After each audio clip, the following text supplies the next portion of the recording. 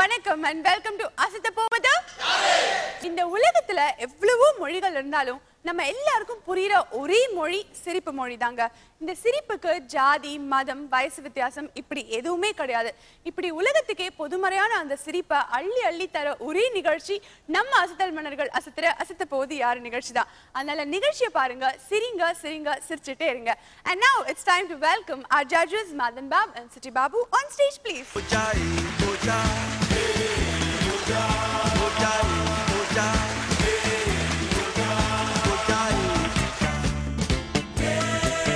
Madan Babu sir, Chitti Babu sir, நம்ம show பத்தி என்ன பேசிக்கிறாங்க? நம்ம ஷோ வந்து வாரம் வளர்ந்துட்டே இருக்கு. அதுக்கு வந்து ஒரு உதாரணம் உன்னுடைய காஸ்டியூம். முதல்ல வரும்போது நீ ஒரு ஸ்கூல் ஸ்டூடெண்ட் மாதிரி வந்த, அதுக்கப்புறம் ஒரு காலேஜ் ஸ்டூடெண்ட் மாதிரி வந்த, இன்னைக்கு ஒரு டீச்சரா நிக்கிற. இந்த ரெண்டு காஸ்டியூம்லயும் டேஞ்சர் கிடையாது. இப்போ இந்த காஸ்டியூம் ரொம்ப டேஞ்சர். இப்போதான் நீ வந்து யாருக்கிட்டையும் ஃபோன் நம்பரு அட்ரஸ் எல்லாம் கொடுக்கக்கூடாது. ஏன்னா இப்போல்லாம் பசங்கள்லாம் டீச்சரை தான் விரட்டுறாங்க. படிப்பு சொல்லி கொடுங்க, படிப்பு சொல்லி கொடுங்க. இல்ல, பசங்க எல்லாம் வாங்கினா பரவாயில்ல, நல்ல எண்ணத்துல படிக்கிறதுக்காக வாங்குவாங்க. ஓகேவா? இங்க உட்காந்துருக்காங்க பாருங்க ஆடியன்ஸ், அவங்கள மாதிரி. ஆனா உங்களை மாதிரி ஆளுங்கிட்ட கொடுத்தாதான் danger. Okay Madan Babu sir, இன்னைக்கு நம்ம நிகழ்ச்சியோட வெரி வெரி ஸ்பெஷல் கெஸ்ட் யாரு? இந்த கெஸ்ட்டை பத்தி சொல்றதுன்னா, சாக்லேட் ஹீரோ கேள்விப்பட்டிருக்கோம், சாக்லேட் டைரக்டர் கேள்விப்பட்டிருக்கோமா? இவர் சாக்லேட் டைரக்டர். ஓ ஆமா. அது எப்படி சாக்லேட் டைரக்டர் ஆவாரு? அதாவது சாக்லேட்னு ஒரு படத்துல அந்த நேரத்துல தேசிய கீதமே அந்த மல்ல மல்ல மல்ல மல்ல அந்த பாட்டு. காலேஜ்ல டான்ஸ்லாம் ஆடி. அதுக்கப்புறம் அவர் நம்ம லிட்டில் சூப்பர் ஸ்டார் இருக்காரு சிம்பு, அவரை வச்சு அவங்க ஃபாதர் டைரக்ட் பண்ணது இல்லாம வெளி டைரக்டர் முதல்ல இவர் தான் பண்ணாரு தம்முங்கிற படம். ஓகே, இன்னொன்று அவரை பற்றி சொல்லணும்னா, அவர் பேர் வந்து ஏ வெங்கடேஷ். அவரை வந்து ஏய் வெங்கடேஷ் அப்படின்னா கோச்சிக்க மாட்டார். ஏன்னா படம் டைரக்டர் அவர் தான். இவர் கிட்டத்தட்ட வந்து 15 படம் எடுத்திருக்காரு. இவர் நம்பி பணம் போட்ட ப்ரொடியூசர் இது வரைக்கும் லாஸ் ஆனதே இல்லை. அது ரொம்ப முக்கியமான ஒரு விஷயம். இப்போ பெரிய பெரிய ஹீரோஸை வச்சு நிறைய படம் ஏற்கனவே கொடுத்துட்ருக்காரு. இப்போ வந்து கோடம்பாக்கத்தில் உள்ள ஒன் ஆஃப் தி பெஸ்ட் டைரக்டரில் இவர் ஒருத்தர். ஏமா நாங்க சொல்லிட்டோமேன்னு ஏன்னு கூட்டுற போற போ பேய் அப்படின்னு போயிடுவாரு. அப்படிலாம் போக மாட்டாரு. நான் அவரை வந்து மரியாதையா வெங்கடேஷ் சார் நாது கூப்பிடுவேன், இல்ல வெங்கடேஷ் சார் நாது கூப்பிடுவேன். நான் கூப்பிட்டு அவர் வருவார், நாங்க பேசிக்கிறோம். நீங்க போய் உங்க சீட்ல உட்காருங்க. ஏதோ சொல்ல வேண்டியது சொல்லிட்டேன்.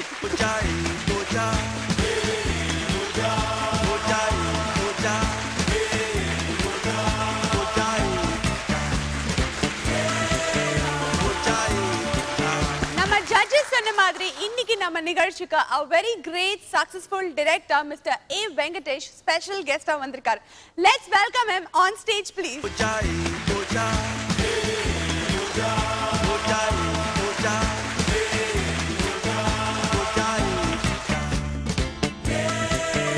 Good evening sir. Good evening. எப்படி இருக்கீங்க? நல்லா இருக்கேன். ரொம்ப ரொம்ப ரொம்ப பெருமையா இருக்கு எங்க எல்லாருக்கும். சக்சஸ்ஃபுல் டைரக்டர் நீங்க. இந்த சக்சஸ் ஃபார்முலா எப்படின்னு பேசுறதுக்கு முன்னாடி அசத்த போவது யாரு நிகழ்ச்சி இருக்குன்னா நீங்க பாத்திருக்கீங்களா? நான் கண்டினியூஸாக பார்த்துட்டு இருக்கேன். இன்ஃபேக்ட் இந்த ப்ரோக்ராம் கூப்பிட்ட உடனே எனக்கே வந்து போகணும்னு ரொம்ப ஆர்வமாக ஒரு 1 ஹவருக்கு முன்னாடி ரெடி ஆகிட்டேன். ஏன்னா ரொம்ப நான் ரசித்து பார்க்குற ப்ரோக்ராம். மொராலஸ் என்னென்னா பல்ஸ் பிடிச்சி பண்ணுற ப்ரோக்ராம் இது. அது எனக்கு ரொம்ப பிடிச்சிருந்துச்சு. நீங்கள் கேட்டீங்க இல்லையா சக்ஸஸ்ஃபுல் டைரக்டர்னு. என்னென்னா நான் வந்து எப்பவுமே ஆடியன்ஸோட அவங்களோட உட்காந்து எல்லாத்தையும் பார்ப்பேன். இந்த ப்ரோக்ராம் பார்க்க கூட அவங்களோட ஒரு ஆளாக உட்காந்து பார்த்துக்கிட்டு இருப்பேன். ஸோ ஒவ்வொரு ப்ரோக்ராம்லேயும் க்ரியேட்டிவிட்டியாக வெரைட்டியாக எல்லாமே இருக்குது. ஒரே மாதிரி இல்லாமல் ஒவ்வொரு ப்ரோக்ராம் வீக்லி அந்த ப்ரோக்ராம் பார்க்குறப்போ ஒரு ப்ரோக்ராம் இன்னொரு ப்ரோக்ராம் வித்தியாசம் இருக்குது, வெரைட்டி பெர்ஃபார்மன்ஸ் இருக்குது. இன்ஃபேக்ட் வந்து நம்ம அஸ்தல் மன்னர் அத்தனை பேருமே வெரைட்டியாக ஒர்க் பண்ணிட்டு வராங்க. ஸோ இந்த ப்ரோக்ராம் வந்து ரொம்ப சக்ஸஸ்ஃபுல்லாக போகிறதுக்கு ஒரு காரணம் மட்டுமல்ல, இது இன்னும் நிறைய காரணங்கள் இந்த ப்ரோக்ராம் சக்ஸஸாக இருக்குது. அதை நான் கொஞ்சம் போ சொல்லிடுவேன். ஓகே சார், இன்னைக்கு நிறைய அசத்தல் மன்னர்கள் வந்து அசத்துக்காக காத்துட்டு இருக்காங்க. அதுல ஒருத்தரை இந்த வார அசத்தல் மன்னரா நீங்க தேர்ந்தெடுக்கணும். அதனால தட்ஸ் a ஸ்பெஷல் சீட். அங்க உட்காருங்க, ஷோ பாருங்க, என்ஜாய் பண்ணுங்க. தேங்க்யூ.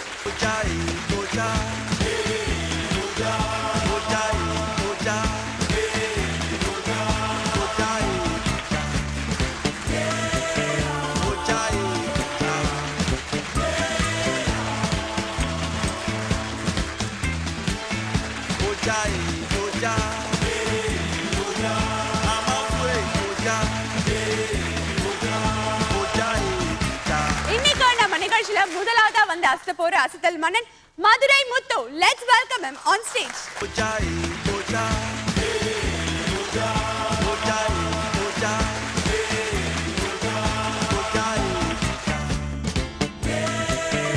இனிமை மிகு சன் டிவி நேயர் பெருமக்களே, நிகழ்ச்சியை மேலும் மெருகூட்டி கொண்டிருக்கின்ற திரு நடுவர்களாகிய சிட்டி பாஸ் அவர்களுக்கும் மதன் பாஸ் அவர்களுக்கும் நன்றி சொல்லி, இன்றைய தினம் நம்மளுடைய நிகழ்ச்சியை சிறப்பிப்பதற்காக வந்துள்ள சிறப்பு விருந்தினர் ஐயா அவர்களையும் வணங்கி நிகழ்ச்சிகளை போகிறோம்.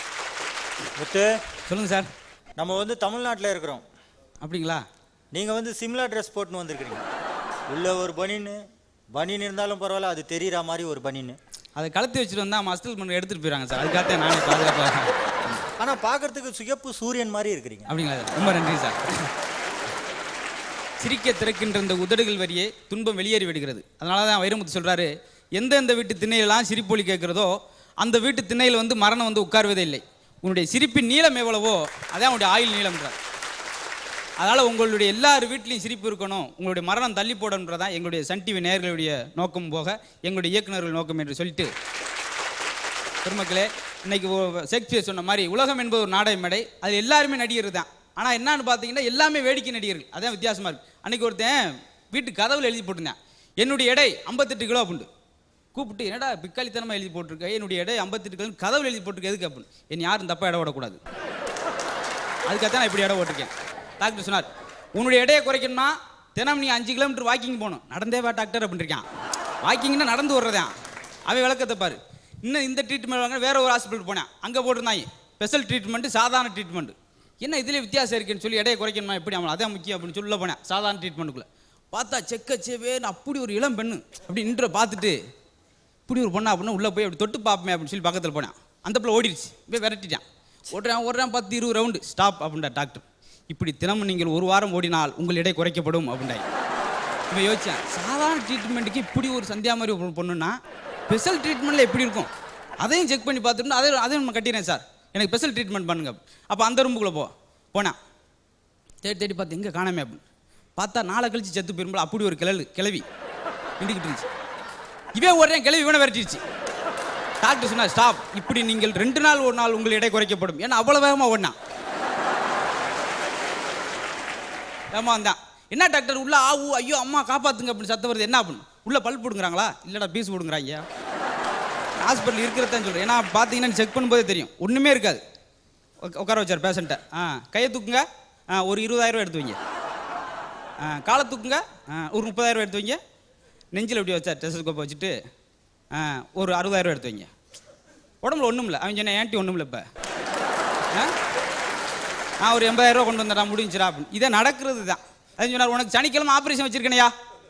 ஏன் டாக்டர், சனி போனால் தனியாக போகக்கூடாது, அதுக்கு தான். அப்பயே மிரட்டிடுவாங்க. கல்யாணம் பண்ணுறதுக்கெல்லாம் இளைஞர்கள் வந்திருக்காங்க நேயர்களா. அவங்கள பார்த்தீங்கன்னா அப்பா பூராமே இளம் முகம். காரணம் அந்த லவ் பண்ணுற வயசு.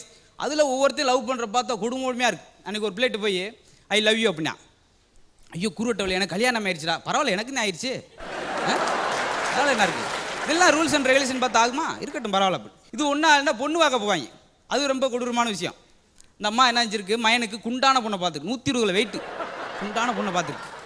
பக்கத்து வீட்டுக்காரர், என்ன உன் மயன் அளவுத்த மயனுக்கு இப்படி ஒரு குண்டான பொண்ணை போய் கல்யாணம் பண்ணி வைக்கிறப்ப. அப்போ தான் தலையில் தூக்கி வச்சுக்கிட்டு ஆட மாட்டான். இப்போ கல்யாணம்னா இன்னொரு வீட்டில் பொண்ணு கேட்டு போனேன். அங்கே போனோன்னே பொண்ணை பார்த்தேன். ஆனால் மாப்பிள்ளைக்கு பொண்ணை தரமாட்டேன்ட்டாங்க. என்னங்க இப்போல்லாம் பொண்ணு இல்லைங்க, நாங்கள் இப்போ தர மாதிரிலாம் 2 வருஷம் போகணும் அப்படின்னு. இவன் கேட்டேன், இல்லை எதுக்கும் பொண்ணோட அம்மாட்ட ஒரு வார்த்தை கேட்டுப்பாரு. எங்கடா பொண்ணே தரமாட்டேன்றாங்க, பொண்ணோட அம்மா எங்கடா தர போகிறாங்கிட்டு அவன்.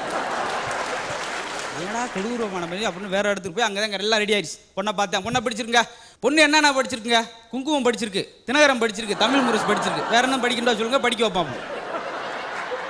சரி அது எடுங்கட்டேன். பொண்ணுக்கு என்னென்ன போடுவீங்க? காலையில் 2 இட்லி போடுவான், சாயந்தரத்துக்கு 4 சப்பாத்தி போடுவோம், எதுவும் எக்ஸ்ட்ரா போட்டோம்னு வச்சுக்கோங்க, ஒரு இட்லி சேர்த்து போடுவோம் அப்படின்னு.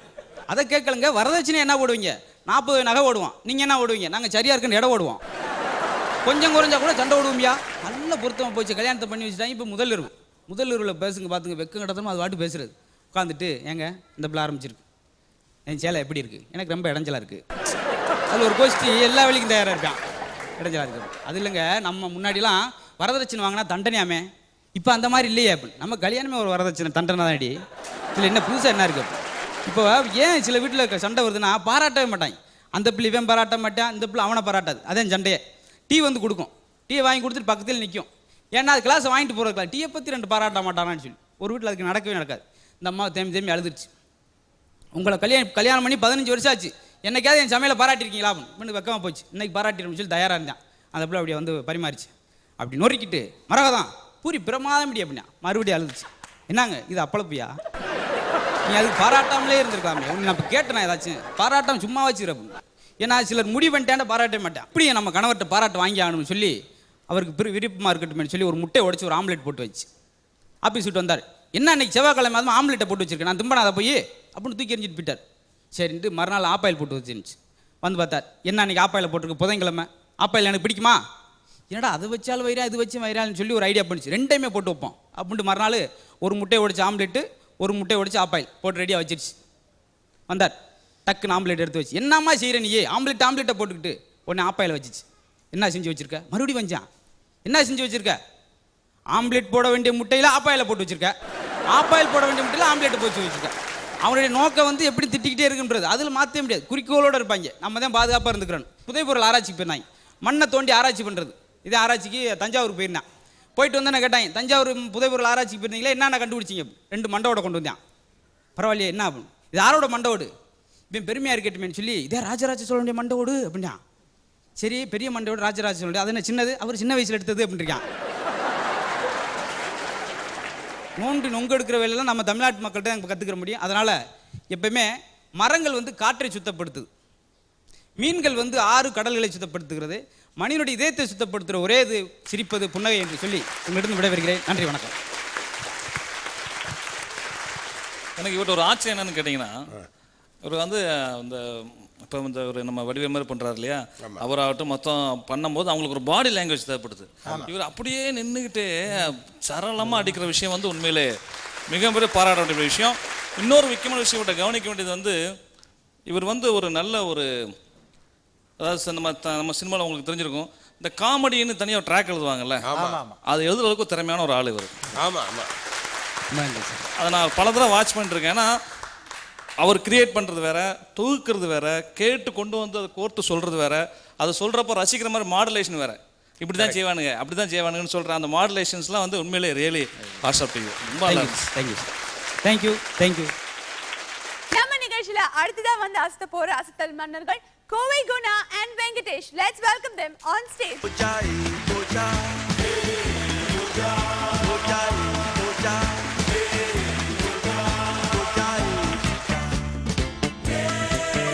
வணக்கம் அன்பார்ந்த சன் டிவி நேயர்களே. வாரம் அசத்த போவது யாரு நிகழ்ச்சியில் அசத்தல் மன்னர்களின் அசத்தலான நகைச்சுவையை கேட்டு ரசித்துக் கொண்டிருக்கின்ற உங்கள் அனைவருக்கும் எங்கள் அசத்தல் மன்னர்கள் சார்பாக நெஞ்சார்ந்த வணக்கத்தை தெரியப்படுத்திக் கொண்டு, வழக்கம் போல எங்களது நடுவர்கள் செட்டி பாபு சார், மதன் பாபு சார் மற்றும் இந்த நிகழ்ச்சிக்கு சிறப்பு விருந்தினராக வந்து சிறப்பித்துக் கொண்டிருக்கும் அருமைக்குரிய இயக்குனர் அண்ணன் ஏ வெங்கடேஷ் அவர்களுக்கு எங்களுடைய பணிவான வணக்கத்தை தெரியப்படுத்திக் கொண்டு நேரடியாக நிகழ்ச்சிக்கு வரோம்.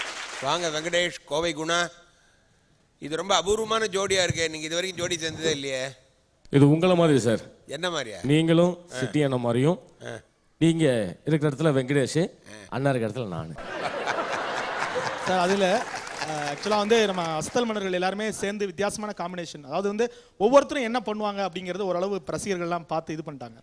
இனி வந்து இது ஒரு புது மிக்சிங் தான், யாரோட பண்ணுறாங்க அப்படின்றத விட எங்களுக்குள்ள என்ன டேலண்ட் இருக்குது, இதில் இவர் பெஸ்ட்டாக பண்ணுவார், இவரோட சேர்ந்து நம்ம பண்ணலான்னு. எப்பவுமே ஆங்கிலத்தில் ஒரு வார்த்தை உண்டு, ஆக்சுவலாக ஃபர்முடேஷன் காம்பினேஷன்.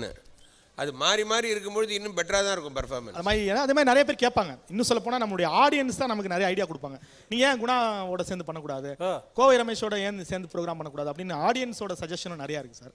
அந்த வகையில் நீங்கள் வந்து பொறுத்தல்னால நீங்கள் ஜோடி சேர்ந்துட்டீங்களா என்ன? ஆமாம் சார். ஏன்னா நீங்கள் அடிக்கடி இங்கே வரவங்க காமெடி ஜாம்புவாங்கள் அப்படின்னு எங்களை சொல்லுவீங்க. நான் இன்னைக்கு சொல்கிறேன், நீங்கள் 2 பேரும் காமெடி ஜாம்பவான்கள் தான். நன்றி சார். அது மாதிரி இப்போ நீங்கள் தனித்தனியாக வந்தாலே நாங்கள் வந்து நிறைய எதிர்பார்ப்போம். இப்போ 2 பேரும் சேர்ந்து வந்திருக்கீங்க, நாங்கள் மலை மாதிரி எதிர்பார்க்குறோம். இப்போ சரி, ஓகே, என்ன பண்ண போறீங்க வெங்கடேஷ்? சார், நம்ம வந்து நிறைய விளம்பரங்கள் எல்லாம் கிண்டல் பண்ணி நிறைய ப்ரோக்ராம் பண்ணோம். இது வந்து எப்படின்னா, சினிமா தேட்டரில் படம் பார்க்க போகும்போது அங்கே வந்து ஃபிலிம்ஸ் டிவிஷன் சொல்லி நியூஸ் ரீல் ஒன்று போடுவாங்க. ஸோ இப்போ அந்த நியூஸ் ரீலை கொஞ்சம் காமெடியாக நாங்கள் பண்ணி காட்ட போகிறோம். Very good. ஆசத்துங்க. Thank you sir, thank you.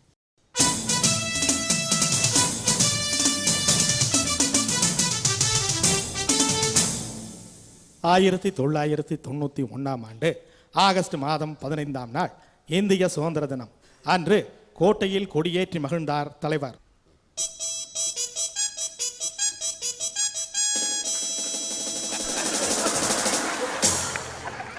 அவருக்கு ராணுவ மரியாதை அளிக்கப்பட்டது.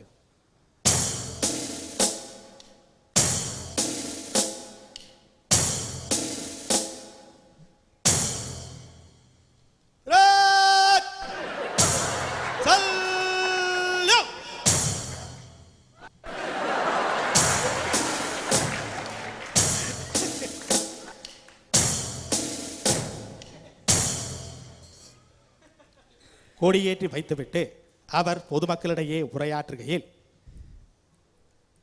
Today's function, inauguration, happy, very, very happy. இவர் கூறுகிறார், தான் இந்தியாவிற்கும் இந்திய நாட்டு மக்களுக்கும் என்றென்றும் கடமைப்பட்டுள்ளதாகவும், என்ன வளம் இல்லை இந்த திருநாட்டில், ஏன் கையை ஏந்த வேண்டும் வெளிநாட்டில் என்றும், ஒவ்வொரு இந்திய குடிமகனும் நல்லவனாகவும் நாட்டுப்பற்று உள்ளவனாகவும் இருக்க வேண்டும் என்பதே தன்னுடைய ஆசை என்று அவர் பொதுமக்களுக்கு ஆற்றிய உரையில் குறிப்பிட்டார். போண்டா நாட்டதிபர் இந்தியா விஜயம்.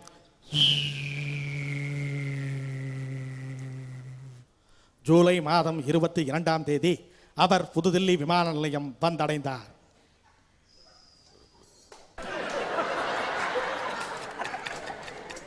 இந்திய திருநாட்டிற்கு முதன் முறையாக வருகை தரும் போண்டா நாட்டதிபரை வரவேற்க முன்னாள் இந்திய பிரதமர் விமான நிலையம் வருகை புரிந்தார்.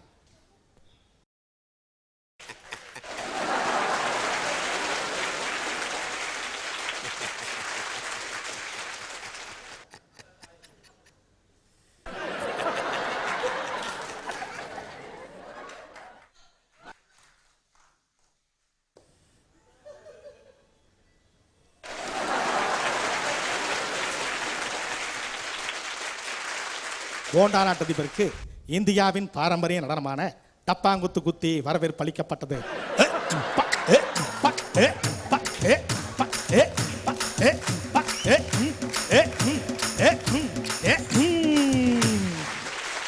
போண்டா நாட்டதிபர் அகமகிழ்ந்தார்.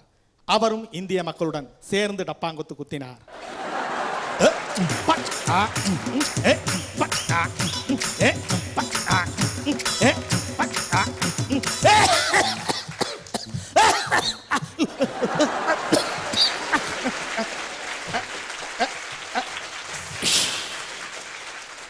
டப்பாங்குத்து குத்திய 98 வயது போண்டா நாட்டதிபர் மாரடைப்பால் அகால மரணம் அடைந்தார்.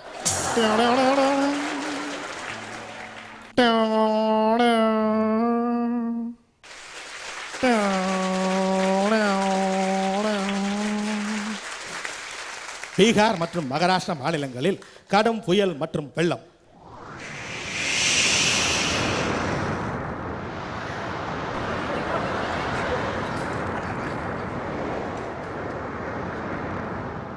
வெள்ளத்தால் பாதிக்கப்பட்ட மக்களுக்கு ஹெலிகாப்டர் விமானங்கள் மூலம் உணவுப் பொட்டலங்கள் வழங்கப்பட்டன.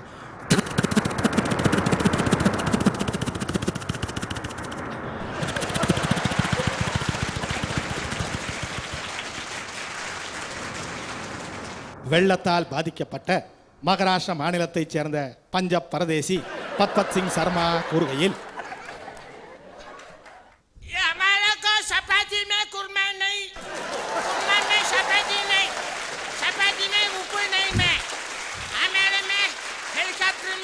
இவர் கூறுகிறார், பஞ்சத்திற்கு முன்பு தான் சோற்றுக்கே லாட்டரி அடித்ததாகவும், பஞ்சத்திற்கு பிறகு அரசாங்கம் ஹெலிகாப்டரில் போடும் உணவுப் பொட்டலங்களை 3 வேளையும் ஊக்குப்பிடிக்க தின்பதாகவும், தன்னுடைய பஞ்சம் தீர வேண்டும் என்றால் நாட்டிற்கு அடிக்கடி இப்படிப்பட்ட வெள்ளம் வர வேண்டும் என்றும் அவர் குறிப்பிட்டார்.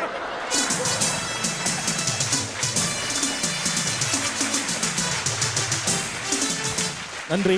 நன்றி. சூப்பர். சூப்பர். நீங்க சவுண்டு ஒரு விஷுவல்னு ஆயிட்டீங்க ஆமாம் சார். 2 பேரும். சார் அவர் மைன்யூட்டாக ஒரு கிரியேட்டிவிட்டி இருந்து கவனிச்சிங்களா? அவர் வந்து அந்த மொழிபெயர்ப்பு பண்ணி சொல்லுவாங்களே, டிரான்ஸ்லேட் பண்ணி சொல்கிறப்போ அவர் வந்து முதல்ல வந்து அந்த போண்டா நாட்டு அதிபர் அந்த மாதிரி அந்த அந்த ஸ்லாங்கில் பேசுகிறால ஹிந்தி இந்த இது பேசும்போது மைக் கிட்ட வந்துடுவார். ஆமாம். அவர் டிரான்ஸ்லேட் பண்ணும்போது அவர் அப்படி பேக் போய் அந்த ஓவரில் கொடுக்க பாருங்க, அந்த மிக்சிங்கில் கொடுக்க விஷயத்தை வந்து ரியலி ஹேட்ஸ் ஆஃப். சூப்பர். நன்றி நன்றி நன்றி. வெங்கடேஷும் குணாவும் என்ன மாதிரி ஒரு வித்தியாசமான கான்செப்ட்ல சூப்பரா அசனாங்கல்ல. நம்ம நிகழ்ச்சியில அடுத்ததா வந்து அசத்த போற அசத்தல் மன்னன் Janaki Raman. Let's welcome him on stage.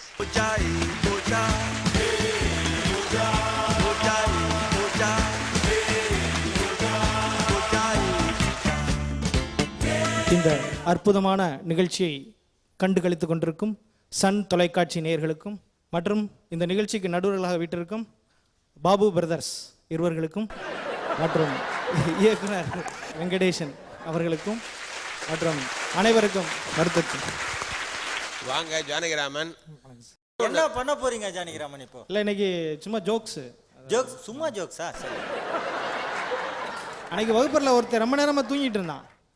நான் போனேன், இங்கே பாரு கிளாஸ் ஆரம்பித்து 3/4 மணி நேரம் ஆகுது, நீ வந்து இவ்வளோ நேரமாக தூங்கிட்டு இருக்கணுன்னே, நீங்களே தான் 3/4 மணி நேரம் பேசியிருந்தீங்க, நான் ஏதாவது சொன்னேன்? நான் சாருங்க சோம்பேறித்தனத்தை பற்றி குறிப்புரைங்கன்னு ஒருத்தனுக்கு கட்டுரை கூட சொன்னேன். 6 பக்கம் சும்மா விட்டுட்டு இதுக்கு பேர் தான் சோம்பேறித்தனன்றான்.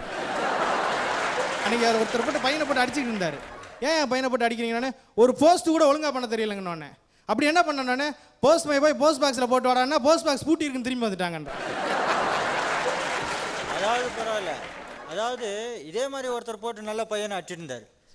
எதுக்கு சார் அடிக்கிறீங்க? நான் இன்னைக்கு ஊருக்கு கிளம்புறேன், பையன் நாளைக்கு ப்ரோகஸ் போட்டு எடுத்துன்னு வர போகிறான், நாளைக்கு அடிக்க முடியாது. அதே மாதிரி தான் ஒருத்தர் பையனை போட்டு அடி அடிச்சுட்டு இருந்தார்.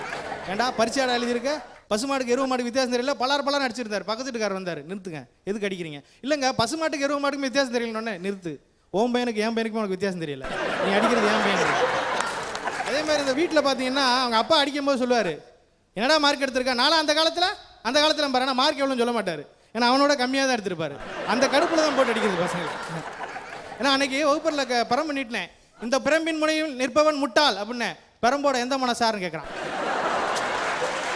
அன்றைக்கி தான் அப்படி மாணவர்கள்ட்ட சொன்னேன், நான் இந்த பள்ளிக்கூடத்திலே படித்து இந்த பள்ளிக்கூடத்துக்கு வாதியார் வந்திருக்கேன், இதுலேருந்து என்ன தெரியுறான்னே, இந்த பள்ளிக்கூடத்தில் படித்தா வெளியில் எங்கேயும் வேலை கிடைக்காது போல சார் அப்படின்றாங்க. சில பேர் வந்து கிறுக்குத்தனமாக பேசுவாங்க ரோட்டில் போகும்போது, டேய் இந்த கவர்மெண்ட் மேலே கேஸ் போடணும்னு ஒருத்தன் சொல்லியிருக்கான். என்ன அப்புறம் என்ன மரம் நடுவிலான்னு சொல்லிட்டு செடியை நட்டுக்கிட்டு இருக்கானுங்க அப்படின்றாங்க. அதுக்காக மரத்தை கொண்டு வந்து நட முடியுமா? அதாவது ரோட்டில் போகும்போது எதையாவது பேசிட்டு போவோமே சொல்லிட்டு நம்மளால பேசிகிட்டு இருப்பாங்க. அதனால் நகைச்சுவை வந்து எல்லா இடங்களிலுமே இருக்கின்றன. அதை ரசித்து நம்மளை கிண்டல் பண்ணாலும் அந்த கிண்டல் பண்ணுறதுலே ஒரு நகைச்சுவையை எடுத்துக்கொள்ளக்கூடிய மனப்பான்மை வளர்த்து கொண்டால் எப்பொழுதும் நம் முகம் சிரித்து கொண்டிருக்கும், நம்மை சுற்றி இருக்கிற அனைவரும் நன்றாக சிரிப்பார்கள் என்று சொல்லிக்கொண்டு இந்த வாய்ப்பினை அளித்த உங்கள் அனைவருக்கும் நன்றி சொல்லி விடைபெறுகின்றேன். நன்றி, வணக்கம். நீங்கள் ஸ்கூல் சொல்லும் போது எனக்கும் ஞாபகம் வருது. ஒரு நாள் எனக்கு உண்மையிலேயே அடிபட்டுச்சு. நான் நொண்டிகிட்டே போனேன் கிளாஸுக்கு. வாத்தியார் கேட்டார், ஏன்பா லேட்டுன்னு. சார் நம்ம ஸ்கூல் தெரு முனையில் ஒரு பெரிய பள்ளம் இருக்குது, நீங்கள் பார்த்தீங்களா சார்ன்னு. பார்த்தேன், நான் பார்க்கல சார்ன்னு. அவ்வளோதான். 2 பேருக்கும் பயங்கர போட்டியாக இருக்குது ஜோக் அடிக்கிறதுல. நான் மாணவன், ஒரு வாத்தியார். சரி, ஆனால் 2 பேரும் ஈக்குவலாக அடிச்சுக்கிறீங்க. சார் நீங்க என்ன நினைக்கிறீங்க இதை பற்றி? இல்லை சார், பொதுவாக எனக்கு தெரிஞ்சு என்னென்னா வாத்தியாரங்களை எனக்கு ரொம்ப பிடிக்கும். ஆனால் அவங்களுக்குள்ள பேசிக்காகவே அவங்களுக்கு ஹியூமர் சென்ஸ் உண்டு, குசும்பு ஜாஸ்தி நிறைய. இன்ஃபேக்ட் நான் வாத்தியார் ஒரு படம் கூட எடுத்துருக்கிறேன். என்னென்னா நான் கூட ஸ்கூலில் படிக்கும்போது, சாரி காலேஜ் படிக்கிறப்போ ஸ்டாட்டிஸ்டிக்ஸ்னு ஒரு சப்ஜெக்ட் உண்டு. அதில் வந்து ரொம்ப டஃப் அது. நான் வெங்கடேஷ், எனக்கு பின்னாடி ஒரு வெங்கடேஷ் இருக்காப்புல, நான் ஏ அவன் பி. ஸோ அந்த அல்ஃபாபெட் படம் எனக்கு பின்னாடி அவன் இருப்பான். அவன் கொஞ்சம் ரவுடித்தனமான ஆள். நான் காலேஜ் படிக்கும் ரொம்ப அப்பாவி, இப்போவும் அப்படி தான். இல்லை, காலேஜ் படிக்கும்போது அப்பாவி ஒத்துக்கிறோம். அப்போ என்ன பண்ணால் அவன் வந்து என்கிட்ட பின்னாடி இருந்து பேப்பர் அனுப்புன்றான். கொடுக்கலன்னா வெளியே போய் ஏதாவது பண்ணுவான்னு தெரியும். அதனால் நான் என்ன பண்ண, அப்படி பார்த்தேன், அப்படியே அங்கே அவர் வாத்தியார் நடந்துகிட்டு இருக்கார், கண்காணிப்புக்கு போயிட்டு இருக்கார். நான் எழுதி பேப்பர் அனுப்பிட்டே இருக்கிறேன். ஸ்டாட்டிஸ்டிக்ஸ் இருக்குது. அவன் பாய் காய் பண்ணால் முடிஞ்சும் நான் போட்டு கொடுத்துட்டு வந்துட்டேன். ரிசல்ட் வருது, அவன் பாஸ், நான் ஃபெயிலு. எனக்கு பயங்கர ஷாக்கு. அரியர்ஸ், முதல்ல அரியர்ஸ் வேறு.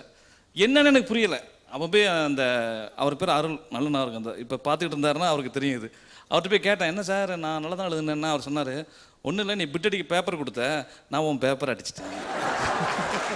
கொடுக்குறப்ப அடிச்சு விட்டுருக்காரு கிராஸ் பண்ணி எல்லா பேப்பர்லையுமே. நீ பிட்டு கொடுத்தது அவன் பாஸ் ஆகிட்டான், நீ ஃபெயில் ஆகிட்டா, இனிமேல் யாருக்கும் நீ வந்து பிட்டு பேப்பர் கொடுக்காது என்ன. அந்த மாதிரி இயல்பாகவே நகைச்சுவை உணர்வு உள்ளவங்க வந்து வாத்தியாருங்க. Good good. Thank you sir. Keep it up. நன்றி. நம்ம நிகழ்ச்சியில அடுத்ததா வந்து அசத்த போற அசத்தல் மன்னன் Kovai Jagan. Let's welcome him on stage.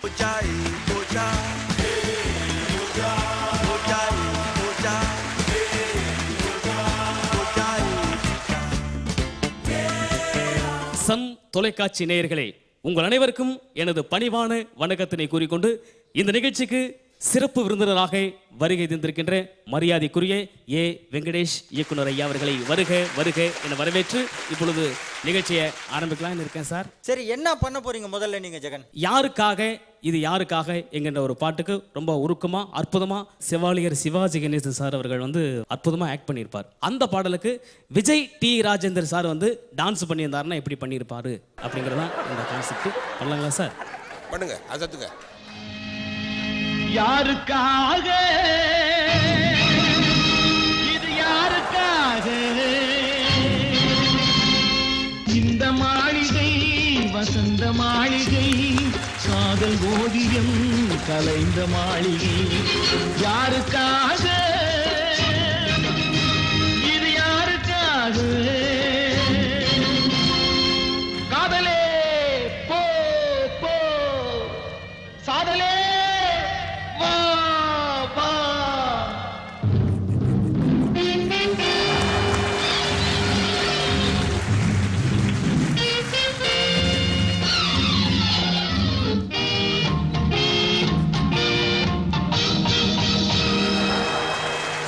மரணம் என்னும் தூது வந்தது, அது மங்கை என்னும் வடிவில் வந்தது. சொர்க்கமாக நான் நினைத்தது இன்று நரகமாக மாறிவிட்டது. யாருக்காக இது யாருக்காக? நன்றி நன்றி நன்றி. இந்த நிகழ்ச்சியில் அடுத்த நிகழ்ச்சி நான் என்ன செய்ய போகிறேன்னா ஒரு மிமிக்ரி நிகழ்ச்சி இப்போ தரப்போகிறேன். அதுக்கு என் கூட சேர்ந்து செய்கிறதுக்கு வெஸ்டர்ன் பட்டாபி அவர்கள் வந்து எனக்கு வேணும் சார். Permission granted. வாங்க பட்டாபி.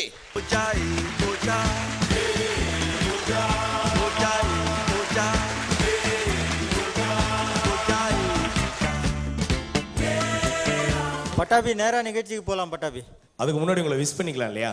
வணக்கம். அதாவது சார் நடிகர் கவுண்டமணி சார் வந்து பழனிமலை அடிவாரத்தில் ஒரு கடை வச்சிருக்கிறாருங்க. வீட்டு உபயோக பொருட்கள் விற்கிற ஒரு கடை வச்சிருக்காரு. அந்த கடையில் 10 ரூபாய்க்கு எது எடுத்தாலும் 10 ரூபா, எது எடுத்தாலும் 10 ரூபான்னு வியாபாரம் பண்ணுறாரு. அந்த சமயத்தில் நடிகர் செந்தில் வந்து கஸ்டமராக வராரு. அங்கே என்ன நடந்திருக்கும் அப்படிங்கிறத இப்போ நீங்கள் பார்க்க போகிறீங்க. கவுண்டமணியாக வெஸ்டர்ன் பட்டாபி அவர்களும், செந்திலாக நானும். இதோ. ஐயோ அக்கா வாங்க, அம்மா வாங்க, வாங்க வாங்க வாங்க வாங்க வாங்க. எது எடுத்தாலும் 10 அண்ணே, எது எடுத்தாலும் 10. ரைட்ல வாங்கினா 10, லெஃப்ட்ல வாங்கினா 10, எது எடுத்தாலும் 10. கண்ணாடி இருக்கு, சீப் இருக்கு, கண்மை இருக்கு. வாங்க அக்கா வாங்க. அண்ணே, ஏய் யாராவே? கடக்காரனே. யாராவே? அண்ணே வணக்கம்ண்ணே. ஓ customer George Bush. Welcome welcome welcome. இருக்கிறதா அரசியல் எல்லாம் சகஜம் அப்பா. சார் வாங்க வாங்க வாங்க வாங்க. அப்படி கொஞ்சம் முன்னாடி வாங்கல. Why why tell tell tell me. உங்க கடையில் என்னென்ன இருக்கு? கண்ணுக்கு உங்களுக்கு பார்வை கேட்டுருச்சுன்னு நினைக்கிறேன். உங்களுக்கு என்ன வேணுமோ எல்லாமே இருக்கு. எது எடுத்தாலும் 10. அப்படியானே? 10. அப்படியானே? 10. பேச்சு மாறக்கூடாதுண்ணே. No no no no no no. நாங்க இந்த அரசியல்வாதி மாதிரி எல்லாம் அப்போ ஒரு வாக்கு இப்போ ஒரு வாக்கு அப்படி எல்லாம் சொல்ல மாட்டோம். Standard business magnet. சத்தியமா சொல்லுங்க. அண்ணே சொல்லுங்கண்ணா. சத்தியமா சொல்லுங்க, பேச்சு மாறக்கூடாது. மாற மாட்டேனப்பா. சரிங்கண்ணே, முதல்ல ஒரு 10 ரூபா கொடுங்கண்ணே. ஒரு 10 ரூபா கொடுங்கண்ணே. என்னது?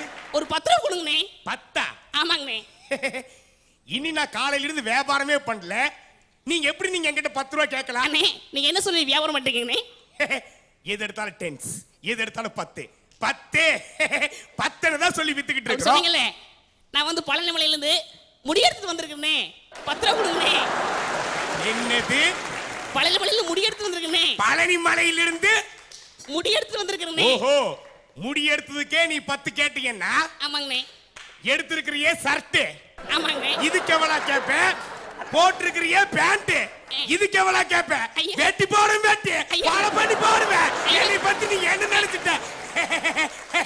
ஏய், இன்னைக்கு எவன் மூஞ்சில முடிச்சனோ தெரியல. அங்க திட்டுறானுங்க, இங்க திட்டுறானுங்க, இங்க திட்டுறானுங்க. என்ன நடந்ததுன்னே தெரியல. ஏய், நல்ல ஒண்ணு மாத்திரம் சொல்றேன், நல்லா கேட்டுக்கோடா. சொல்லுங்கண்ணே. வெந்து போன வாயா. அண்ணே. டேய், அண்ணே. இப்போ ஒரு மெசேஜ் சொல்றேன், நல்லா காது கொடுத்து கேட்டுக்கோ. சொல்லுங்கண்ணே. தப்பட்ட காதுல கேட்டுக்கோன்னு.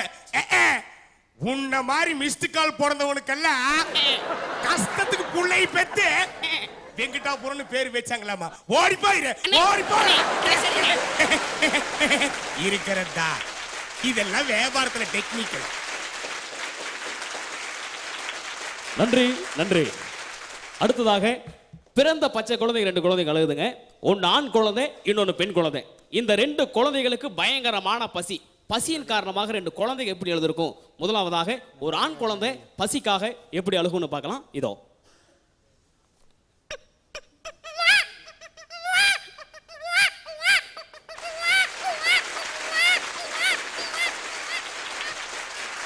இப்போ ஆண் குழந்தை அழுச்சுங்க. அடுத்தது பெண் குழந்தை.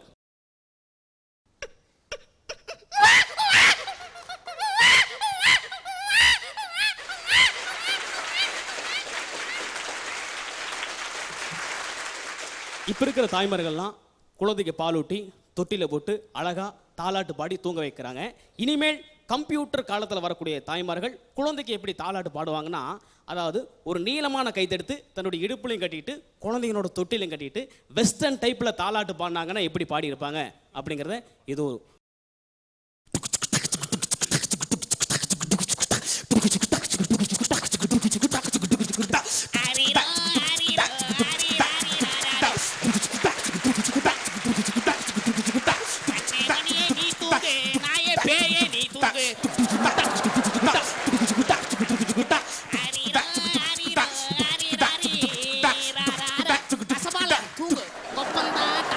போய் கண்ட கண்ட சரக்கையெல்லாம் குடிச்சு போட்டு வந்து உயிரை வாங்குறானா நீயுமா? நன்றி நன்றி நன்றி. ரொம்ப நல்லா பண்ணீங்க Kovai Jagan. Thank you Pattabi, thank you sir. ரொம்ப நல்லா பண்ணீங்க. உங்களுக்கு பத்மஸ்ரீ அவார்டு வாங்கணும்னு ஆசையாக இருந்ததுன்னு டைரக்டர் சொன்னார். ஆமாம். உங்கள் லைஃப்பில் அது உங்களுக்கு கிடைக்கிறதுக்கு என்னோட வாழ்த்துக்கள். Thank you sir. எனக்கு இவரை பார்க்கும்போது தோணுச்சு சார், என்னன்னா நீங்கள் நம்ம அந்த நிறமாறாத பூக்கள் அந்த மாதிரி டயத்தில் விஜயன் சார் பார்த்துருக்கீங்களா? முடி இருந்தா அப்படியே இருப்பாரு. நீங்கள் கொஞ்சம் அவரை மாதிரி கூட ட்ரை பண்ணலாம். யாரும் ட்ரை பண்ணாத ஒரு விஷயம் அவர். அந்த இதை பார்க்கும்போது அப்படி இருக்கு. அவர் பார்த்தா எனக்கு விஜயன் சாரை பார்த்த மாதிரி அந்த இருக்கு. ஹேர் ஸ்டைல கொஞ்சம் மீச முறுக்கி விட்டா முடிஞ்சு போச்சு. அப்படி இருப்பார். கொஞ்சம் அவர் மாதிரி ட்ரை பண்ணலாம். நம்மளுக்கு நல்லா பண்ணாங்க. குறிப்பாக வந்து இப்போ ஜெகன் பற்றி நம்ம சொல்லிட்டோம்னா பக்கத்தில் பட்டாயை பற்றி சொல்லி ஆகணும். அந்த கவுண்டர் மாதிரி excellent, super. Thank you sir. Super. டைமிங்கும் ரொம்ப அருமையான டைமிங் கொடுக்குறாரு. அந்த 10 அப்படிங்கிறதுல அது ரொம்ப அருமையாக பண்ணீங்க. சூப்பர். நிச்சயமாக பத்மஸ்ரீ விருது உங்களுக்கு கண்டிப்பாக கிடைக்கும். நன்றி சார். நன்றி நன்றி. வெஸ்டர்ன் பட்டாபி அண்ட் ஜெகனின் அஸ்தலை தொடர்ந்து நம்ம நிகழ்ச்சியில அடுத்ததா வந்து அஸ்த போற அஸ்தல் மன்னன் Kovai Ashok. Let's welcome him on stage.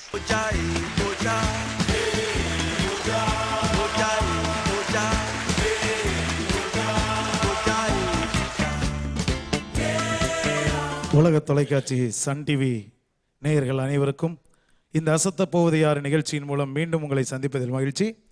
இந்த நிகழ்ச்சிக்கு சிறப்பு விருந்தினராக வருகை தந்திருக்கின்ற இயக்குனர் உயர் திரு வெங்கடேஷ் அவர்களுக்கு எங்கள் அசத்தல் மன்னர்களின் சார்பாக மனமார்ந்த நெஞ்சார்ந்த நன்றியினை உரித்தாக்கி நிகழ்ச்சிக்கு போகலாம் சார். ஓகே அசோக், சொல்லுங்கள் சார். உங்கள் பேர் வந்து கோவை அசோக். ஆமாம் சார். மெட்ராஸ் ஐ வரத்துக்கு உங்களுக்கு வாய்ப்பு இல்லைன்னு நினைக்கிறேன். ஆமாம் சார். அப்போ எப்படி கண்ணாடி போட்டுன்னு வந்தீங்க? இது கோவை ஐ இல்லை சார். இது என் நிகழ்ச்சியை பார்த்துட்டு ஐ அப்படின்னு சொல்கிற அளவுக்கு பண்ணணும் அப்படின்னு சொல்லி இந்த கிளாஸோட வந்திருக்கேன். வேற ஒன்றும் இல்லை. இன்னைக்கு கான்செப்டே அதுதான் சார். காசி படத்தில் விக்ரம் வந்து கண்ணு தெரியாமல் நடிச்சிருப்பாரு. அந்த மாதிரி காசியாக விக்ரமுக்கு பதிலாக ஒரு சில நடிகர்கள் வந்து அந்த கதாபாத்திரத்தில் அந்த பாட்டுக்கு டான்ஸ் ஆடி இருந்தாங்கன்னா, பாட்டு பாடினா எப்படி பண்ணியிருப்பாங்கன்னு தான் இன்னைக்கு கான்செப்ட். நடிப்பின் இமயம் சிவாஜி கணேசன் அவர்கள் காசியாக இருந்திருந்தா எப்படி இருக்கும்? இதோ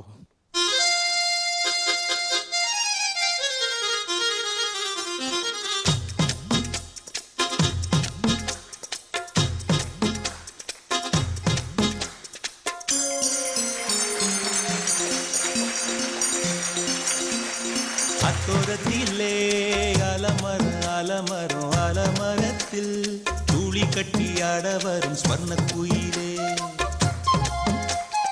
ஆத்தோரத்திலே ஆலமரம் ஆலமரம் ஆலமரத்தில் தூளி கட்டி ஆட வரும் ஸ்வர்ண குயிலே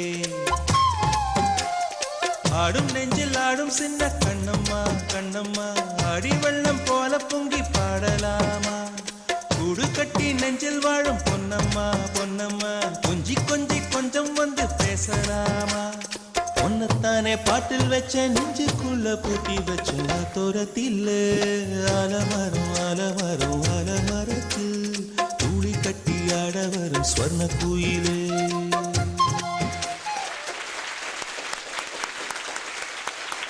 நன்றி.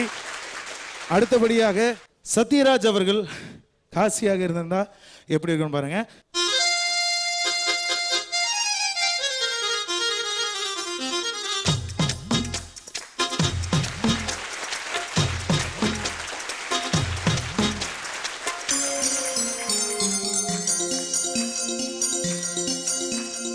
அத்தோரத்திலே ஆலமரம் ஆலமரம் ஆலமரத்தில் தூளி கட்டி ஆட வரும் ஸ்வர்ண குயிலே ஆத்தோரத்திலே ஆலமரம் ஆலமரம் ஆலமரத்தில் தூளி கட்டி ஆட வரும் ஸ்வர்ண குயிலே ஆடும் நெஞ்சில் ஆடும் சின்ன கண்ணம்மா கண்ணம்மா அடி வெள்ளம் போல பொங்கி பாடலாமா கூடு கட்டி நெஞ்சில் வாழும் பொன்னம்மா பொன்னம்மா கொஞ்சி கொஞ்சி கொஞ்சம் வந்து பேசலாமா ஒன்னத்தானே பாட்டில் வச்ச நெஞ்சுக்குள்ள பூட்டி வச்ச தோரத்தில் ஆலமரம் ஆலமரம் ஆலமரத்தில் தூளி கட்டி ஆட வரும் ஸ்வர்ண குயிலே. நன்றி நன்றி நன்றி. ஒரு வித்தியாசமான கற்பனைக்காக நகைச்சுவை நடிகர் எஸ்.எஸ். சந்திரன் அவர்கள் இந்த பாட்டுக்கு காசியா டான்ஸ் பண்ணியிருந்தா எப்படி ஆடி இருப்பாருன்னு இதோ பாருங்க.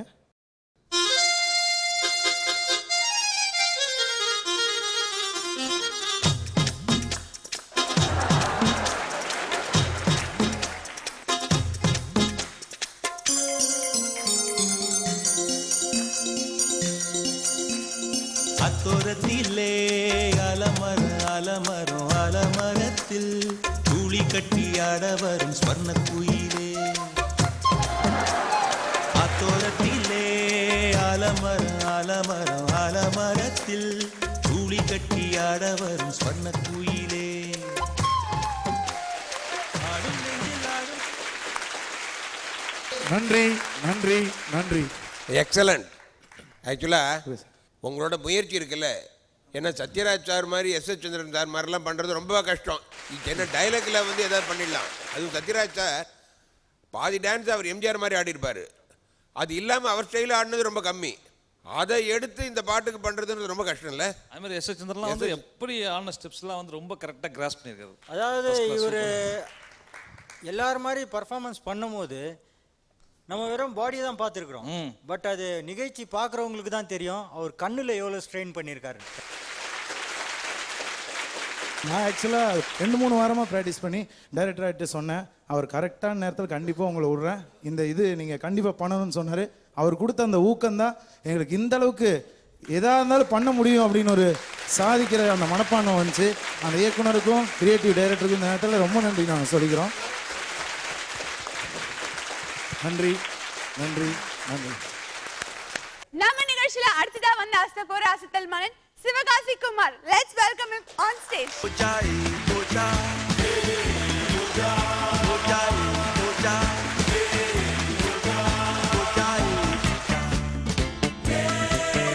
உலக தொலைக்காட்சி சன் டிவி ரசிகர்களுக்கும் மற்றும் நடுவர்களாக வீட்டிற்கும் மதன் பாபு சார், சிட்டி பாபு சார் மற்றும் சிறப்பு விருந்தினராக வந்திருக்கும் வெங்கடேஷ் சார் டைரக்டர் அவர்களுக்கும் வணக்கத்தை தெரிவித்துக் கொண்டு சார். ஆக்சுவலி சிவகாசி குமார், நீங்கள் இன்னும் அசத்தல் மன்னர் ஆகல. ஆமாம் சார். சும்மா சிவகாசி பட்டாசு மாதிரி ஜட ஜட ஜடன்னு வெடிச்சு சரி இன்னைக்கு நீங்கள் அசத்தல் மன்னர் ஆகணுங்கிறது எங்கள் வாழ்த்துக்கள். ரொம்ப நன்றி சார். இப்போ கான்செப்ட் நாங்கள் கொடுக்கட்டுமா, நீங்கள் எடுத்துக்க போறீங்களா? நீங்கள் கொடுத்தாலும் பரவாயில்ல சார், இல்லை நானே ஸ்கிரிப்ட் வச்சுருக்கேன் சார். அப்போ ஒன்று பண்ணலாம். சரி, நான் கொடுக்கறது ஒன்று பண்ணுங்க, நீங்களா ஒன்று சொந்தமாக பண்ணுங்க. கண்டிப்பாக சார். ஓகேயா? சொல்லுங்க. இது சீனாவில் வந்து இது பன்றி ஆண்டு.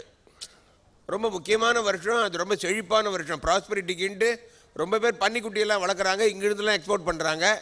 இந்தியாவிலையும் அந்த செழிப்பு வரும் அப்படின்னு ஏதோ ஜோதிடம் சொல்கிறாங்க, அதே பன்றி ஆண்டால். ஸோ அதை வச்சு எதாவது பண்ண முடியுமா? கண்டிப்பாக பண்ணுறேன் சார். அதாவது சார், ஒரு குட்டி பண்ணி அம்மா பண்ணி வீட்டில் அம்மாவுக்கும் மகனுக்கும் சண்டை நடக்கிற மாதிரி பன்னிகளுக்குள்ளே கொஞ்சம் சண்டை. மயம் பண்ணி வந்து காசு கேட்குது அம்மா பண்ணிட்ட. அம்மா பண்ணி ஜாடையிலே சொல்லுது வேண்டாம் இந்த வம்புக்குன்னு. அடுத்து 2 தடவை மயம் பண்ணி கத்துது. 3ஆவது தடவை அம்மா பண்ணி ஓங்கி ஒரு சண்டை கொடுக்குது. அதோடைய இதை காட்டினோடனே மயம் பண்ணி அப்படியே அழுதுறது. இதை வந்து ஒரு கற்பனை. சரி, அசத்திருங்க.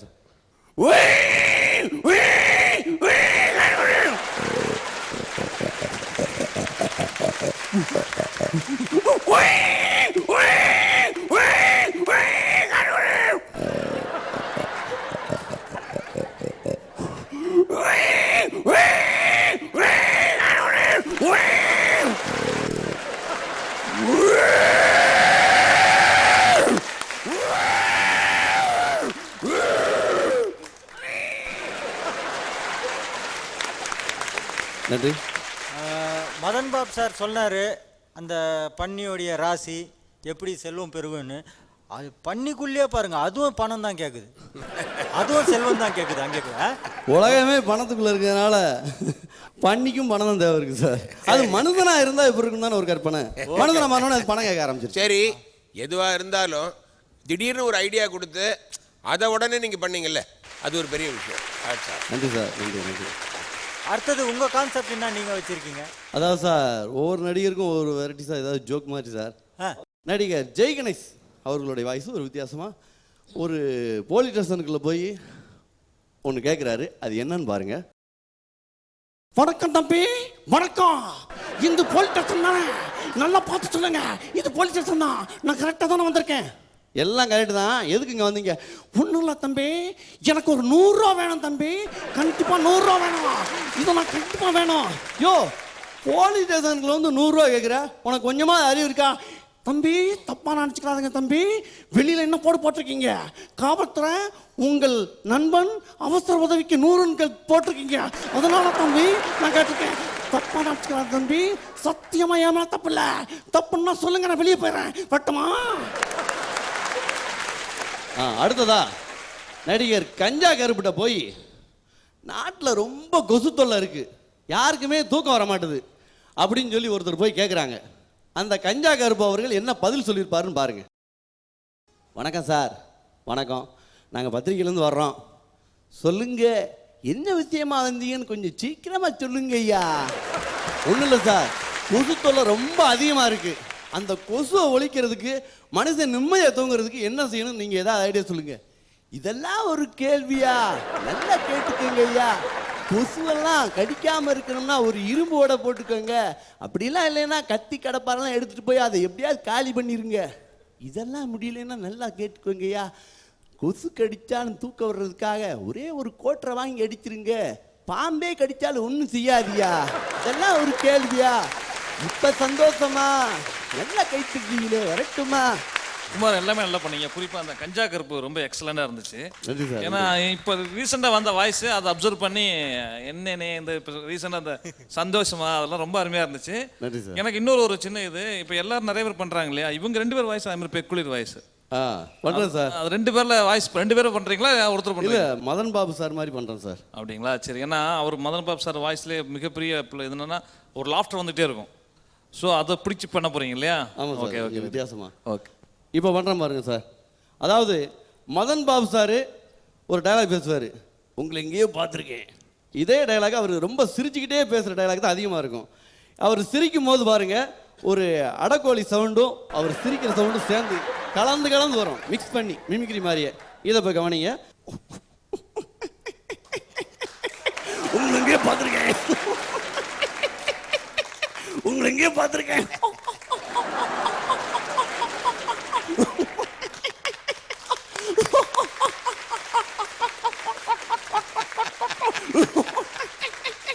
உங்களை எங்கேயோ பார்த்துருக்கேன்.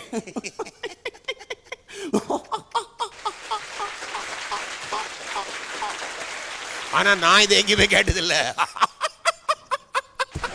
நான் இதை எங்கேயுமே கேட்டதில்லை.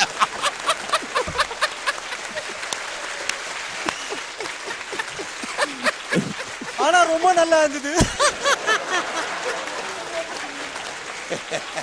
அதாவது இப்போ என்னன்னாக்கா நீங்க சிரிக்கும் போது இவரை காமிச்சிருந்தாருன்னு நினச்சிங்க, இவர் தான் சிரிக்கிறான்னு.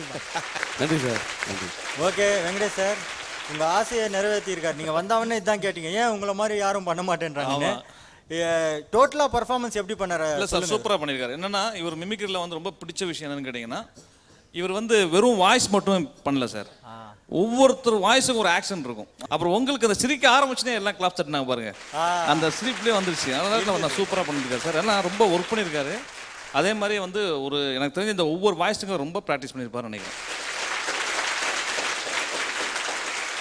நன்றி நன்றி. ஓகே சிவகாசி குமார், சூப்பரா பண்ணீங்க. சாரையும் சாட்டிஸ்ஃபை பண்ணீங்க.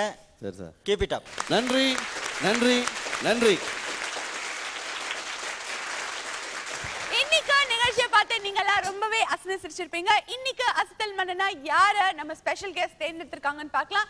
Let's welcome our judges and special guests on stage, please.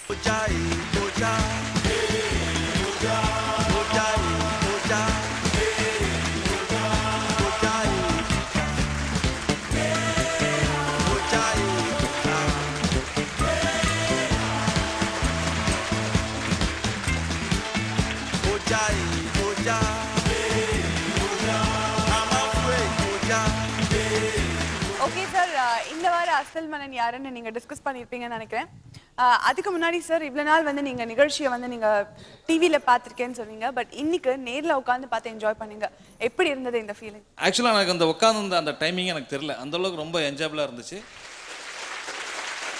அதே மாதிரி இன்னைக்கு ஆக்சுவலாக அந்த அஸ்தமன்னர் யாரும் செலக்ட் பண்ணுறது உண்மையிலேயே நமக்கு வந்துட்டு ஒரு கஷ்டமான விஷயம்தான். ஏன்னா எல்லாருமே பயங்கரமாக எக்ஸலண்ட்டாக பண்ணுறாங்க. பட் இருந்தாலும் சோலாவாக வந்து புதுசான வாய்ஸ் பண்ணி, அதே சமயத்தில் அந்த வாய்ஸுக்கு ஒவ்வொரு வாய்ஸுக்கும் ஒரு ஆக்ஷன் பிடிச்சது. அந்த அவங்க அதான் அதில் ஹைலைட்டு, அதை பிடிச்சி பண்ணார். ஸோ சிவகாசி குமார் இந்த வாரத்தின் அசத்தல் மன்னர். வாங்க சிவகாசி குமார், மேடைக்கு வாங்க.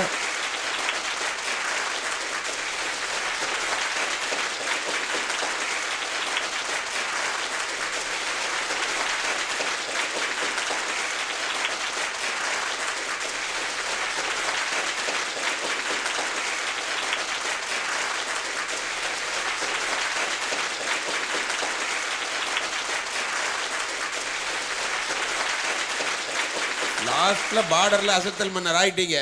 ஆமாம் சார், டஃப் காம்படிஷன்ல. ஆமாம் சார். எப்படி ஃபீல் பண்றீங்க? ரொம்ப சந்தோஷமாக இருக்குது சார். அதையும் இல்லாமல் இப்போ என்னை பெற்ற தாய் இல்லை, எங்கள் அப்பா தான் இருக்காங்க. எங்கள் அம்மா கூட சொல்லுவாங்க அடிக்கடி பெரிய ஆளாக வரணும்னு. கண்டிப்பாக அவங்களுக்கு இந்த விருதை சமர்ப்பணம் செய்கிறேன். ரொம்ப நன்றி.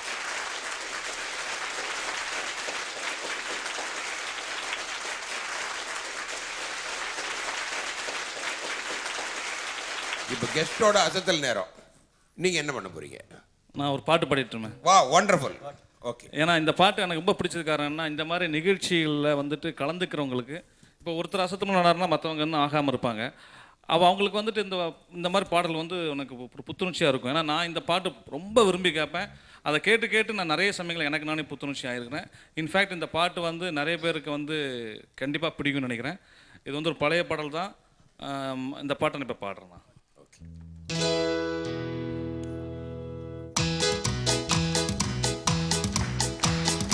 உன்னை அறிந்தால், நீ உன்னை அறிந்தால் உலகத்தில் போராடலாம்.